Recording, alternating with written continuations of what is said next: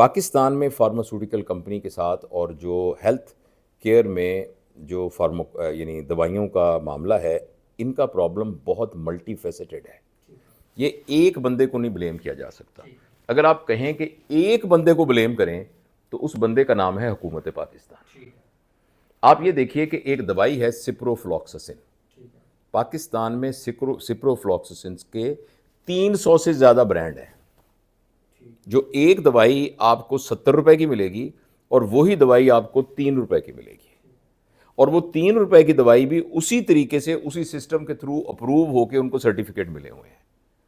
اچھا، اب یہ اتنا برملا کہنا بہت مشکل ہے، لیکن یہ نون فیکٹ ہے کہ لوگ 2 نمبری سے وہاں سے رجسٹریشن کروا کے آ جاتے ہیں. اچھا، اب وہ دوائی جو 3 روپے کی دوائی ہے وہ اسی طرح کے پیمانے کے مطابق اویلیبل یعنی ہے جو کہ بازار میں 60 روپے کی برانڈ ملتا ہے. اب یہ 3 والا اگر یہ 60 روپے کی ہے تو یہ 50 روپے کی بیچتا ہے، حالانکہ بنی 3 روپے کی ہے. یہ جو 50 روپے کا اوپر ہے نا، یہ وہ اب 2 نمبر طریقے سے خرچ کرتا ہے. مریض کو وہ گولی 55 روپے کی ملتی ہے، لیکن 3 اور 55 کے درمیان جو فرق ہے وہ فرق اب وہ ڈاکٹر کو برائب کر کے کرتا ہے. فارماسوٹیکل وہ جو ہیں میڈیکل سٹور والے ان کو برائب کر کے کرتا ہے. ٹھیک ہے نا. اچھا، اب آپ یہ کہیں کہ ڈاکٹر برائب کیوں ہوتا ہے، ڈیفینیٹلی آپ کا جائز سوال ہے. اچھا، جو فارماسوٹیکل والے ہیں وہ برائب کیوں کرتے ہیں، یہ ایک الگ سوال ہے. لیکن اصل سوال یہ ہے کہ پاکستان میں جو ڈرگ ریگولیشن کے لیے حکومت ہے وہ اپنا فرض کیوں نہیں ادا کر سکتی. ایک بات ہے نا. تو اس کی وجہ سے ایک یہ پرابلم ہے. میں یہ ڈاکٹروں کو بری ذمہ نہیں کہہ رہا. اچھا، دوسری بات یہ کہ ہمارے معاشرے میں جو سب سے بڑی برائی ہوئی ہے نا عامر بھائی پچھلے 40-50 سال میں، وہ یہ ہوئی ہے کہ پتہ نہیں کیوں انٹرنیشنل ریزن ہے یا بیڈ رول ماڈلنگ ہے، ہم سے جو اونچے نظر آنے والے ہیں ان کی وجہ سے ایسے ہے کہ پاکستان میں اب پہلی ویلیو اس شخص کی ہے جس کے پاس پیسہ زیادہ ہے. ہمارا سوشل میڈیا بھی یہ کہتا ہے ایک دن میں 2 لاکھ روپے کما لیے، اتنے میں 6 لاکھ روپے کما لیے، اتنا. اچھا، بڑی بڑی گاڑیوں کے اوپر لوگ نمائش کرتے ہیں، حکمران بھی ایسے کر رہے ہیں، ایکٹر بھی ایسے کر رہے ہیں، یوٹیوبر بھی ایسے کر رہے ہیں، سارے ایسے کر رہے ہیں. تو جو ایک بچہ بڑھ رہا ہے آگے، اس کو بھی یہ لگتا ہے کہ یار بڑا تو میں تبھی ہوں گا جب میرے پاس پیسہ ہوگا. اچھا، اس میں یہ ضروری نہیں ہے کہ پیسہ حلال سے آیا ہوگا یا حرام سے آیا ہوگا. لہٰذا ہر شخص پیسے کی دوڑ میں لگا ہوا ہے. کسی بھی زمانے میں پیسے کی اہمیت تو کبھی بھی کم نہیں تھی، لیکن پیسہ پہلی ویلیو نہیں ہے. پہلی ویلیو وہ چیزیں ہیں جو پیسے کے سے نہیں خریدی جا سکتی، یعنی ایمانداری، یعنی سچائی، یعنی دیانتداری، ٹرسٹ وردی ہونا، قابل اعتبار ہونا، باکردار ہونا. لیکن ہمارے معاشرے میں یہ تمام چیزیں نیچے چلی گئی ہیں.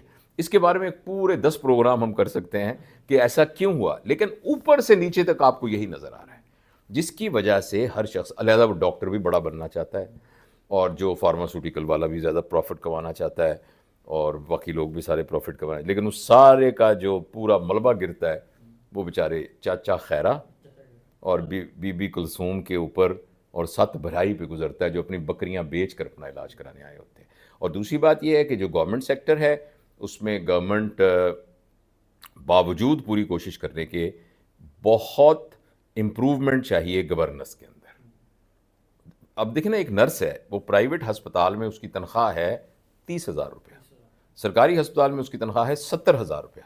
30,000 جہاں تنخواہ لیتی ہے وہاں وہ 1 سیکنڈ لیٹ نہیں ہو سکتی، اور کبھی بد اخلاقی سے مریض سے بات نہیں کر سکتی. اس کو پتا ہے اگلے دن وہ نکل جائے گی. وہی نرس اس سے 3 گنا تنخواہ لے کر سرکاری ہسپتال میں ڈیوٹی سے پہلے 1 گھنٹہ چلی جاتی ہے، وہ آ جاتی ہے. تو یہ ایک پرابلم ہے نا. تو حکومت کو دیکھنا چاہیے نا، گورننس ایشو ہے. حکومت کو دیکھنا چاہیے سرکاری ادارے کیوں نہیں کام کر رہے. آپ بینک میں جا کے دیکھ لیں، سرکاری بینک دیکھ لیں، پرائیویٹ بینک دیکھ لیں، دونوں کی پرفارمنس کو آپ دیکھ لیجئے.